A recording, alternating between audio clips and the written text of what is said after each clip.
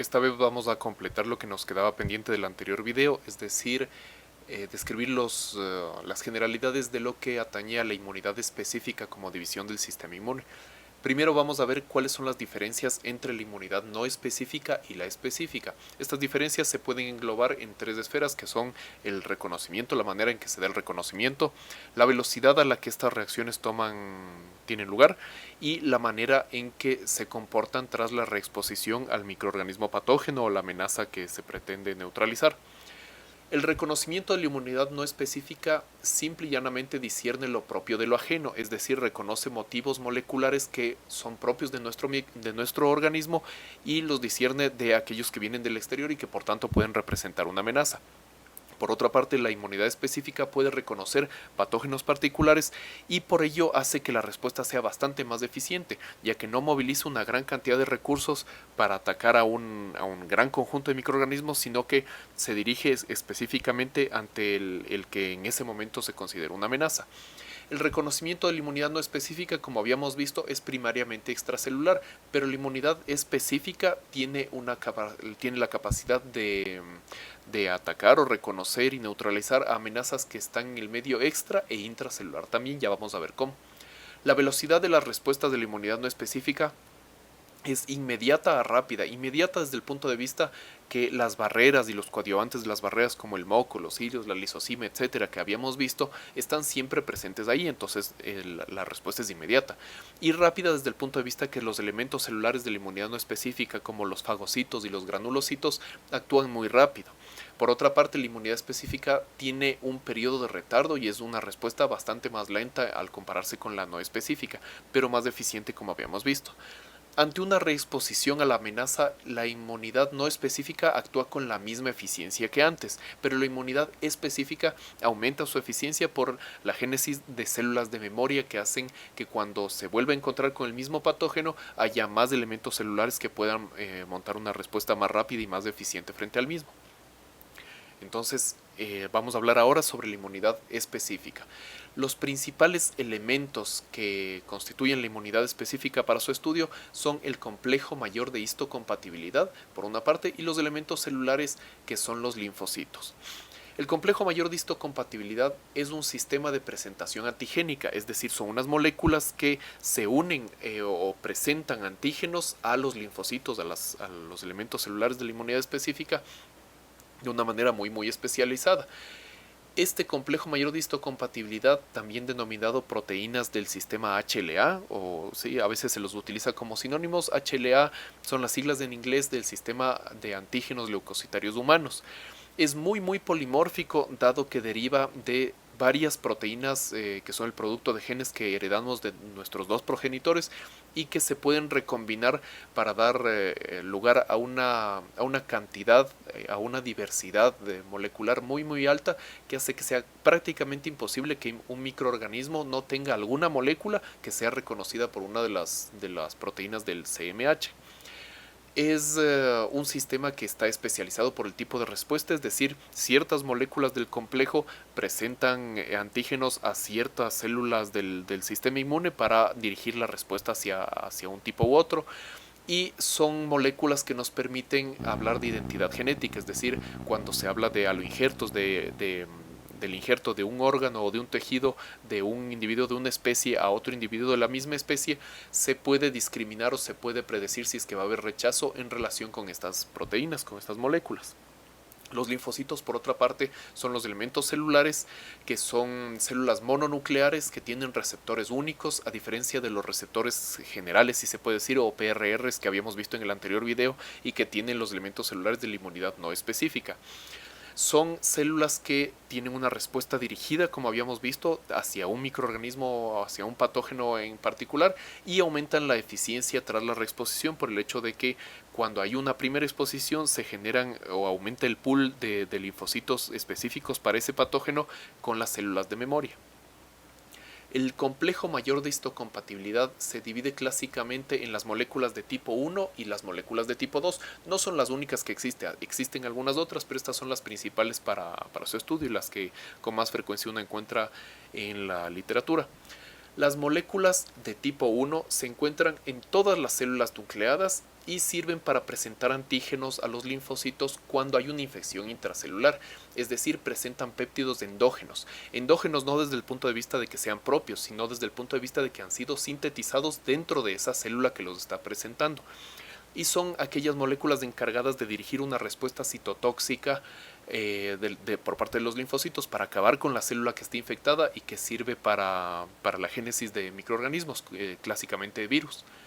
Las proteínas del complejo mayor de histocompatibilidad tipo 2 solo se expresan en células presentadoras profesionales, como eran las células dendríticas, los elementos del sistema monocito macrófago y los linfocitos B, aunque algunas células epiteliales y endoteliales frente a la respuesta a algunas citoquinas pueden expresar estas moléculas, pero en general se habla de ellas presentes solo en las células presentadoras de antígeno profesional. Estas sirven para reconocer a patógenos extracelulares, es decir, a péptidos exógenos que están fuera del medio intracelular, y se encargan principalmente de dirigir las reacciones de las respuestas reguladoras del sistema inmune, más que las de citotoxicidad. Las proteínas del tipo 1 y tipo 2 tienen diferentes vías para su síntesis. Vamos a ver cómo es esto. En primer lugar tenemos al retículo endoplasmático, que puede agregar algunos ribosomas de su superficie para la síntesis de proteínas. En este retículo endoplasmático vamos a tener varias cadenas peptídicas como estas de acá, que están desorganizadas y que por el polimorfismo que habíamos visto del complejo mayor de histocompatibilidad hace que estas cadenas peptídicas puedan tener una gran diversidad. Luego estas cadenas se agregan por diferentes proteínas que las anclan a diferentes superficies del retículo endoplasmático y ayudan a que se formen complejos en lo que vemos acá a la izquierda, que es una proteína del complejo mayor de histocompatibilidad tipo 1 que constituye 3 dominios extra fuera de la membrana, que son alfa 1, alfa 2 y alfa 3 desde la derecha hacia la izquierda, y un dominio transmembrana que penetra la membrana y asocia proteínas intracitoplasmáticas, que es la parte más larga que vemos. El rombo pequeño morado que vemos es la beta 2 microglobulina, que es necesaria para la expresión y el funcionamiento de las proteínas del tipo 1. Por otra parte tenemos al complejo mayor de histocompatibilidad tipo 2, en el que tenemos dos monómeros proteínicos que tienen una subunidad alfa 1 y alfa 2 por una parte y beta 1 y beta 2 por otra parte, y dominios transmembrana que tienen las mismas funciones que habíamos dicho antes. Hasta aquí es igual, pero a partir de este momento la maduración, si se puede decir, de las proteínas del HLA se diferencia. Vamos a ver primero lo que sucede con las proteínas de tipo 1. Tenemos péptidos endógenos, es decir, péptidos que han sido sintetizados dentro de la célula, como estos. Estos péptidos pueden sufrir una degradación por la maquinaria interna citoplasmática que destruye las proteínas, que son los proteasomas. Y estos proteasomas hacen que estos péptidos se conviertan en fragmentos mucho más pequeños. Los fragmentos más pequeños son reconocidos por ciertos transportadores especializados en el retículo endoplasmático en la membrana, entran al retículo endoplasmático y se asocian a las moléculas de tipo 1 para salir en vesículas que tienen asociado al complejo mayor de histocompatibilidad tipo 1 con el péptido y que posteriormente se van a dirigir hasta la membrana celular para su expresión. Por otra parte, en las moléculas de tipo 2 tenemos que fuera de la célula, por vesículas de endocitosis, vamos a tener en un endosoma péptidos que son extracelulares, que están en el medio extracelular